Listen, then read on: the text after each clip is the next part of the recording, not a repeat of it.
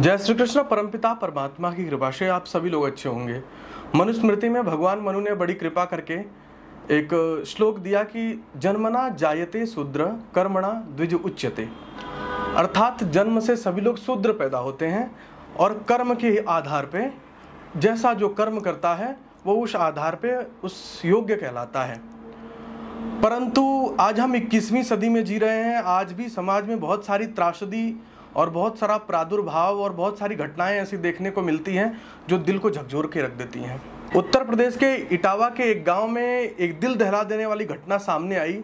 संत सिंह यादव और मुकुटमणि शास्त्री दो कथावाचक थे जो कथा कर रहे थे। कथा के बाद कुछ समाज के लोगों ने आकर के उनसे पूछा कि अपनी जाति बताओ, और जाति से पता लगा कि वो ब्राह्मण नहीं है, तो उनको मारा पीटा गया, उनकी चोटी काट दी गई, जो उनकी शिखा थी उसको काट दिया गया। उसके बाद उनके ऊपर मूत्र का छिड़काव किया गया, नाक रगड़वाई गई, और इतना ही नहीं उनके हारमोनियम आदि भी तोड़ दिए गए। विरोध के अपने तरीके होते हैं। विरोध अगर करना है किसी को तो तरीके से होना चाहिए था। अगर हमें किसी से अपना कार्य नहीं करवाना, उसको कहना चाहिए आप हमारा कार्य मत करिए।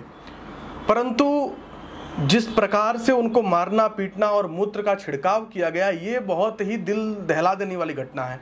आप कल्पना करके देखिए, हम एक सबसे पहले जाति बिरादरी से पहले हम एक मानव हैं, हम सभी लोग एक मानव हैं।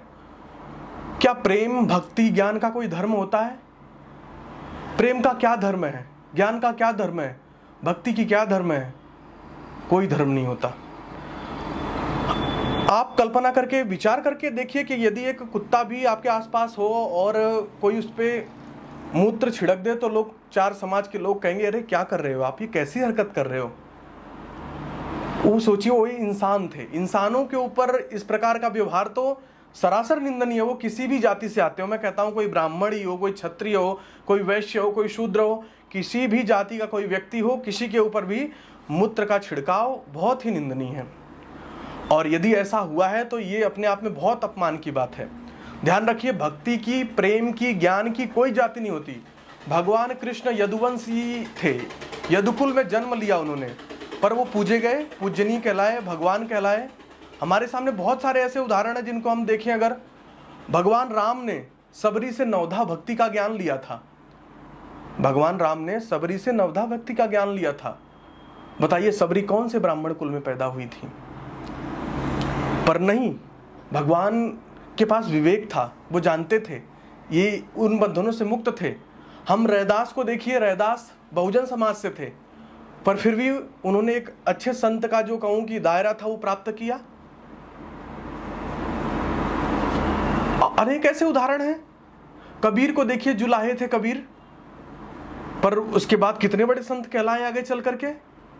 हमारे आसपास बहुत सारे ऐसे संत बड़े बड़े हुए जो अन्य अन्य भिन्न भिन्न जातियों से थे। क्यों? जाति तय करती ही नहीं। वैराग्य मन में है। ये क्या जाति देख करके आएगा कि इस व्यक्ति का, इस जाति का व्यक्ति है इसलिए इसके मन में ऐसा वैराग्य आ गया? क्या वैराग्य, सत्य और धार्मिक भावनाएं, अच्छी भावना जो हमें कल्याण की तरफ ले जाए, क्या ये जाति देख के आती हैं? नहीं। कहने का अर्थ है कि प्रेम की, भक्ति की कोई जाति नहीं होती। प्रेम भक्ति तो केवल मन का कहूं कि स्वभाव है और मन का कारक है। जिसके हृदय में भगवान बस जाते हैं, फिर वो अपना और अपने संसार की जो बंधन है उनसे दूर होकर के अपने जीवन का कल्याण करता है। और यदि हम ऐसा कहें तो बहुत सारे कमेंट्स, जब कंट्रोवर्सी चलती है तो लोग बहुत सारी बातें करते हैं। यादव लोग कह रहे हैं कि हमारे भगवानों को तुम पूजना छोड़ दो, ब्राह्मण लोगों, ऐसी अराजक तत्व यदि सब लोग करने लग जाएंगे, ब्राह्मण यादव सब बटेंगे, तो जो हमारा नारा था कि हिंदू सब एक होकर के हिंदू राष्ट्र बनाएंगे, क्या वो कभी सफल हो सकता है? जो हम एक दूसरे का बहिष्कार करेंगे, हम एक दूसरे की निंदा करेंगे, ब्राह्मण यादव के खिलाफ बोलेगा, यादव ब्राह्मण के खिलाफ बोलेगा, अन्य जाति के लोग वो अन्य जातियों के खिलाफ बोलेंगे, तो क्या हमारा ये देश कभी हिंदू राष्ट्र बन सकता है? कभी सशक्त बन सकता है? जब हम एक दूसरे को देखना नहीं चाहते हैं, हम एक दूसरे को मार रहे हैं, एक दूसरे को मूत्र का छिड़काव कर रहे हैं, तो जो एकता की भावना है वो कहाँ से पैदा होगी? ये सब चीजें द्वेष का रूप लेंगी कि एकता का रूप लेंगी? विचारणीय विषय है ये। इन विषयों पे किसी प्रकार की नेता नगरी न कर करके विचार ये करना चाहिए कि भक्ति जाति का विषय नहीं है, भक्ति ज्ञान का विषय है, भक्ति प्रेम का विषय है। और इसमें किसी जाति टैग का अधिकार नहीं है। भक्ति सबके लिए है। ज्ञान जिसके पास है वो ज्ञान दे, जिसके पास ज्ञान होगा ही नहीं वो देगा कहाँ से? क्या सारे ब्राह्मण लोग कथा नहीं कर सकते? सारे यादव लोग कथा नहीं कर सकते? सारे वैश्य नहीं कर सकते? सारे शूद्र नहीं कर सकते? क्योंकि जिस पे ज्ञान होगा वही तो कथा करेगा। तो ज्ञान की पूर्णता जो प्राप्त करेगा वो कथा का अधिकारी है। और आपस में लड़ करके हम मर जाएंगे और हम कहेंगे कि हम कमजोर हैं, हम एक नहीं हो पाते। एकता बनेगी तभी ना जब हम एक दूसरे को गले लगाएंगे। एक दूसरे का तिरस्कार करते रहेंगे तो कहाँ से बात बनेगी? इसलिए हम सभी लोगों को मिलकर के, हमारे आसपास जो भी नफरत फैलाने का कार्य करता है, जो भी ऐसी घटनाओं को अंजाम देने का कार्य करता है, उन लोगों को हमें समझाना चाहिए और कहना चाहिए कि ऐसा कृत्य क्षमा योग्य नहीं होता है। अगर किसी जानवर के ऊपर भी कोई पेशाब डाल दे, उसकी नाक रगड़वाए, तो ये सम्माननीय नहीं है। आप परीक्षित बने हुए कथा के, परीक्षित का भी तो अपना एक धर्म था। परीक्षित का धर्म क्या था? हमारे भागवत में आता है कि जब वो गाय लेकर के जा रहे थे, जब एक कलयुग गाय लेकर के जा रहा था और गाय लंगड़ा लंगड़ा कर जा रही थी, बछड़ा पीछे से लंगड़ाते हुए जा रहा था, परीक्षित तुरंत पहुंचे, अपना बाण धनुष निकाल करके कलयुग को मारने को तान दिया कि ये वो युग था। हमारे दादा, हमारे परदादा लोग ऐसे ऐसे हुए जो गौ भक्त थे। भगवान कृष्ण की बात उन्होंने कही कि उनके वो गायों के लिए अपनी जान छिड़कते थे और उनके वंशज मैं हूं, और अगर मैं गायों की रक्षा नहीं कर पाया तो फिर मेरा जीवन तो व्यर्थ है। ऐसी भावना रखने वाले थे परीक्षित।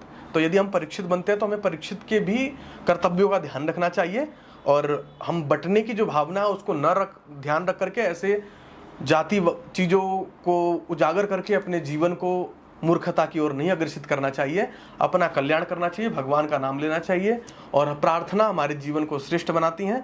नित्य प्रति प्रार्थना करके हमें आगे बढ़ना चाहिए।